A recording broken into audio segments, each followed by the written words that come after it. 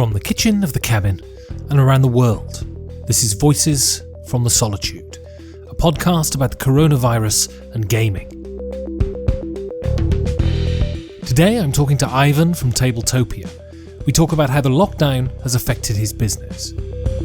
So I'm here with Ivan Karmanov, and you work for Tabletopia. What is your actual job title? I'm responsible for public relations and marketing. So, to start then, tell us about Tabletopia. How did it start and how did you end up working with the company? Sure thing. It all have started like 5 years ago, and I was working with our CEO, Timofey Bakarov. He has a publishing house. He published board games in Russia. It is not like a common publishing house. It is more like a game design studio where we create board games. And at some point, our team is located in different parts of Russia and in other countries as well. Team, for example, most of the time lives in Germany. And I live in Russia, in St. Petersburg.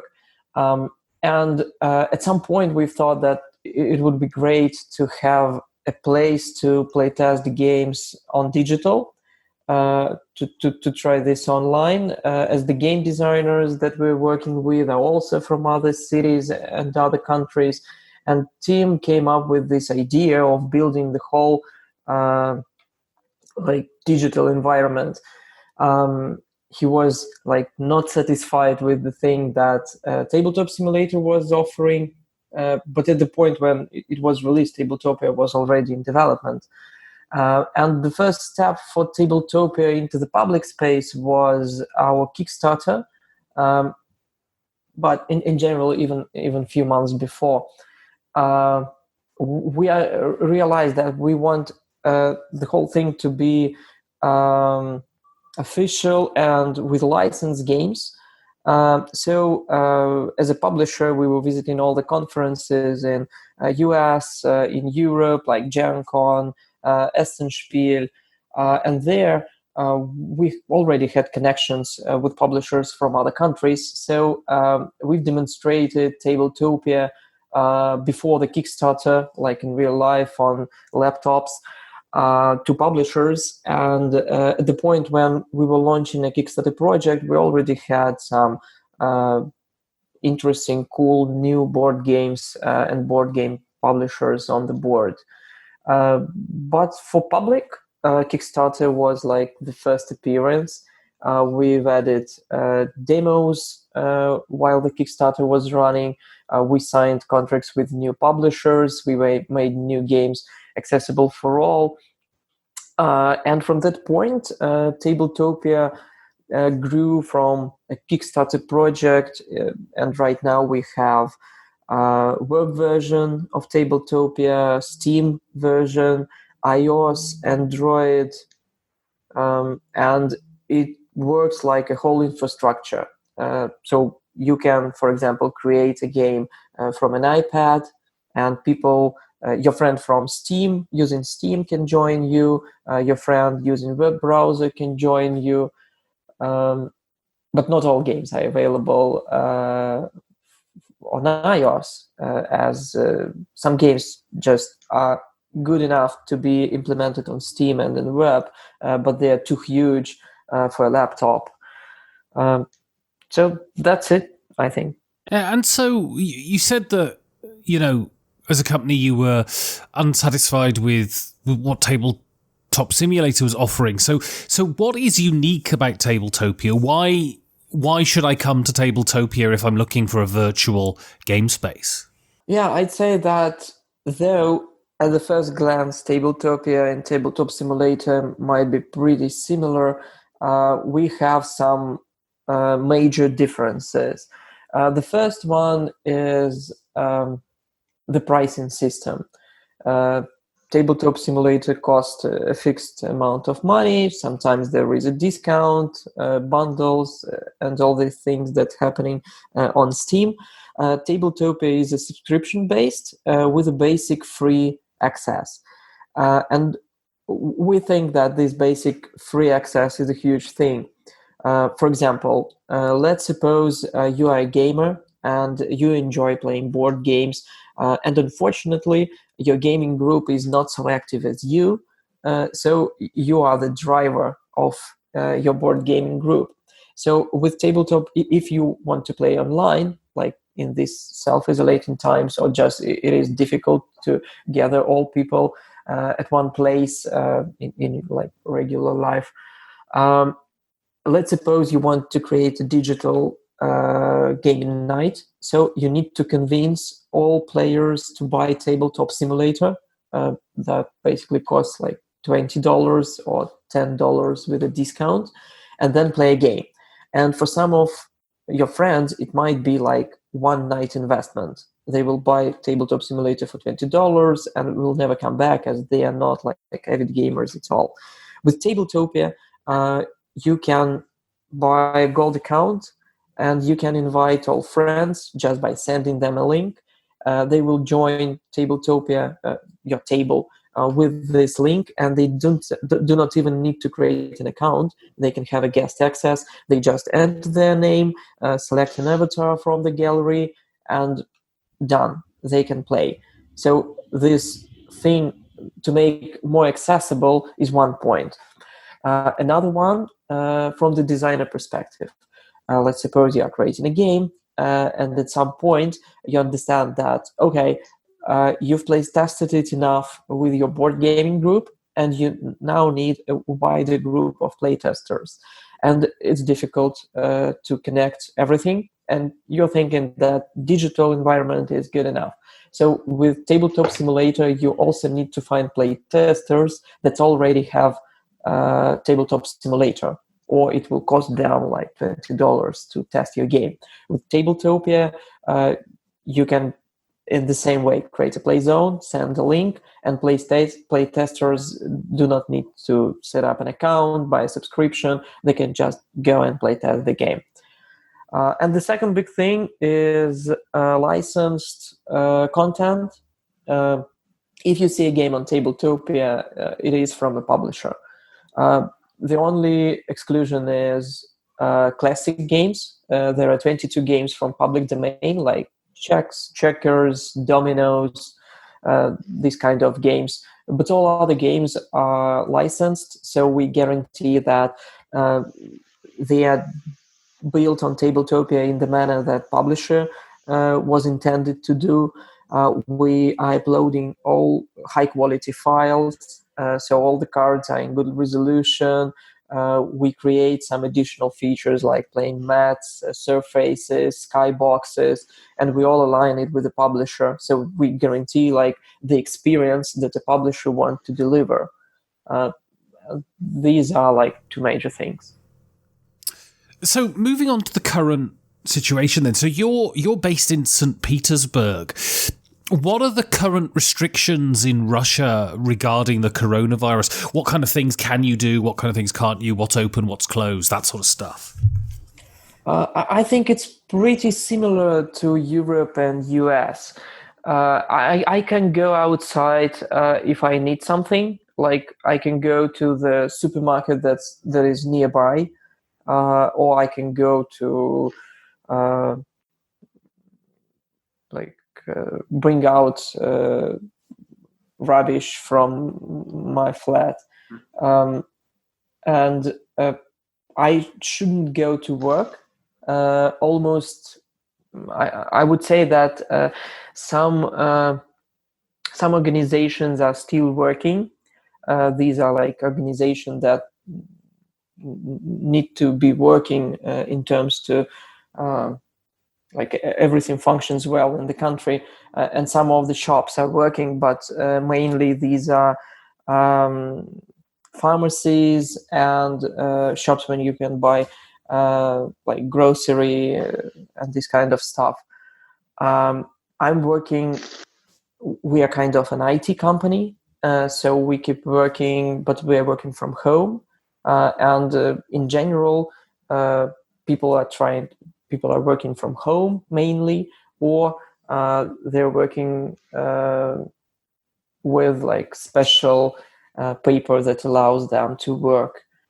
In Moscow right now, we've implemented, our government implemented a special, uh, like you need to get an approval to go outside of your house.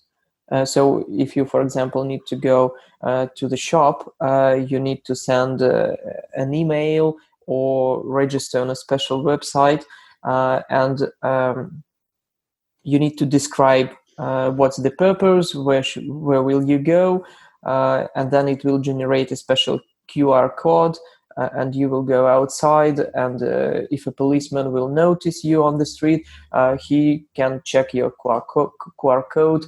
If everything is okay, you are allowed to go. Uh, but it's just Moscow. In Moscow, there are more people that are affected by the coronavirus thing. So in Moscow, that's why in Moscow this system was implemented. But in St. Petersburg, you can go. I hope people are not going just for a walk.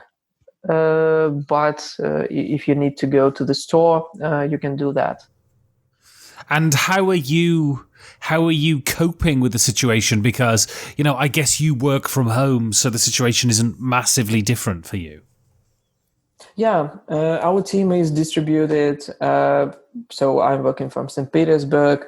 Our CEO team is working from Germany. Our development team is working from other city in Russia. Our support team, as I remember, they are working from Ukraine. So for us, it was just like this. All the time, like we had phone calls, video calls, emails, and other channels of communication, and a couple of times a year we met in person as a whole team or like as a part of the team. And from this perspective, nothing had changed for the processes. Like we keep working. The only difference is like our life outside of the job. And so, talking about Tabletopia, then, what kind of increase in traffic have you seen since the coronavirus thing started, and how difficult has that been to cope with in terms of server space and that sort of stuff? Yeah, we definitely see the traffic increase, and I can say that is more than 10 times increase in traffic. And that is what we're talking like. There are two types of traffic. There is a traffic like during the day, like average number of users on a website, and there are like rush hours. Uh, there are usually like two time periods that we call rush hours. One is evening for Europe, and one is evening for the US.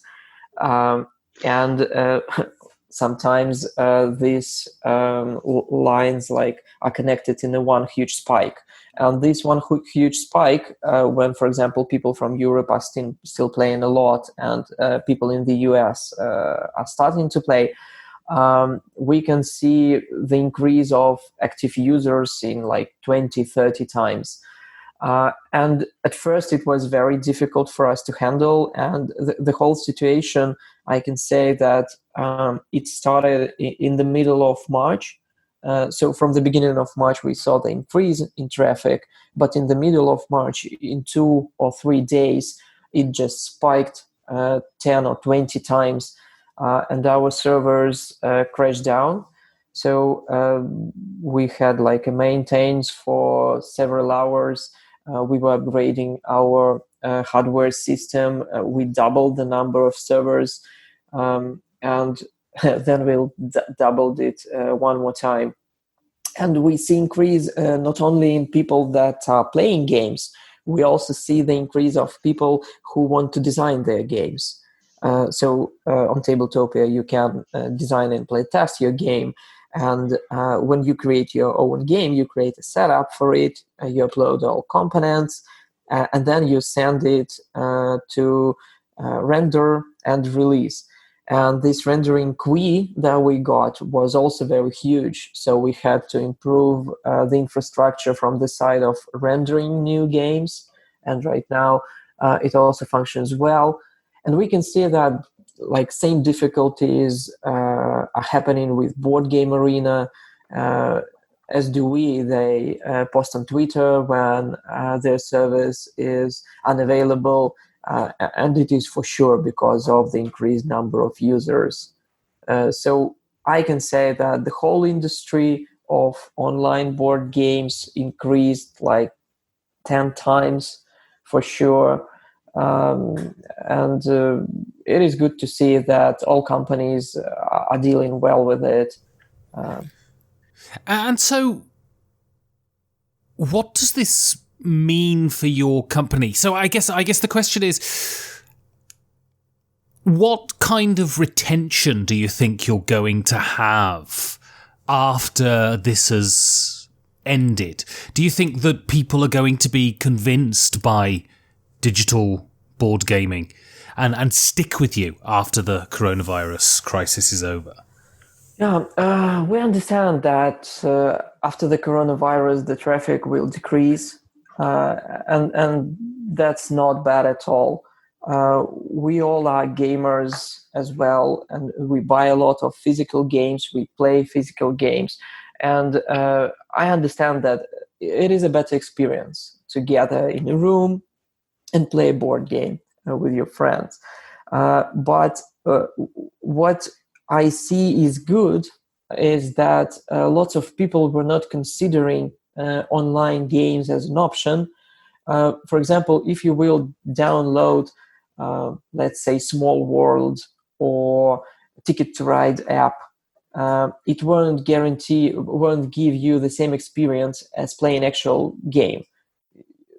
All these restrictions, all these things that you can't manipulate with meeples in the spare time, and you can't play like you want to play, it make it like artificial. And trying Tabletopia, you will see that the experience of playing games is quite similar. The only difference is that you need to set up a Zoom call or Hangout call to see your friends with video and audio. And in general, I think that before the self-isolation, when someone from your gaming group will like have an idea, if it is difficult to gather all guys on a table in real life, maybe it is a good option to try like Tabletop Simulator, Tabletopia. And before the coronavirus, they understood that it will take like 1 hour to explain how the system works. Get them with the Skype, with Zoom call, and set up all these things, and people would be frustrated. Right now, they actually do not have an option, and so they are learning how all this thing works. And when the thing will be done, and people will start playing in person again, sometimes it's difficult to schedule the time and all these things, and they will think about this digital version like an option, and they will understand that it will not like take 50 minutes to set up all this. As everyone had already tried it, it will be just create a table, gather all in a meeting, and start playing. So we think that even though the traffic will decrease, we will see that these users will return maybe 1 time per month, maybe 2 times per month, maybe even 1 time per 2 months or something like this. But everyone who tried Tabletopia and had a good experience with that, they will come back at some point, and maybe they will use Tabletopia like from situation to situation. Brilliant. Well, Ivan, thank you so much for giving over your time, and I hope that you don't go crazy sitting in your home all the time and you're able to get outside and do something interesting soon. Yes, thank you. Keep safe, and thank you for inviting me. It's usually interesting to talk about digital board games as they are progressing hugely right now. It's a very interesting topic.